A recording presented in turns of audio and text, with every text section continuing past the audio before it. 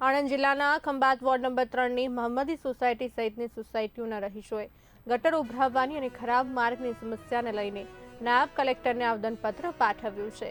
રહીશોએ જણાવ્યું કે તકલાદી આરસીસી માર્ગ અને ગટર ઢાંકણા તૂટી જવાને કારણે ગંદુ પાણી રસ્તા પર ફેલાઈ રહ્યું છે અને દુર્ગંધ સાથે અકસ્માતની ભીતિ ઊભી થઈ છે।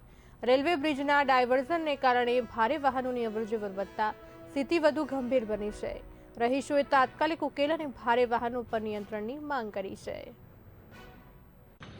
આ વિશે આજરોજ અમે પ્રાંત સાહેબશ્રીને આવેદનપત્ર આપ્યું છે અને અમારી સોસાયટીની એક જ રજૂઆત છે તમામ સોસાયટીઓની કે રેલવે ફાટકથી લઈ આકૃતિ એફસી તરફ જતા રસ્તા પર તાત્કાલિક ધોરણે જે ઓવરલોડ ડમ્ફર ઓવરલોડ ગાડીઓ જે જાય છે એ તાત્કાલિક ધોરણે બંધ થાય, કારણ કે ત્યાં બહુ મોટી સમસ્યા થાય છે। વારે વારે ગટરોના ઢાંકણા તૂટી જાય છે, ગટરો બેસી જાય છે, પાણીને ખૂબ બગાડ થાય છે અને આવનાર જતા વિદ્યાર્થીઓ હોય એમને ઘડીએ ઘડીએ ટ્રાફિક સમસ્યાઓનો સામનો કરવો પડે છે। એથી તાત્કાલિક ધોરણે પ્રાંત સાહેબને અમારી એક જ રજૂઆત છે અમારા લોકલ સોસાયટી લોકલ એરિયાના બધા આગેવાનશ્રીઓની કે તાત્કાલિક ધોરણે આની પર અસર કરી તાત્કાલિક પગલાં લે।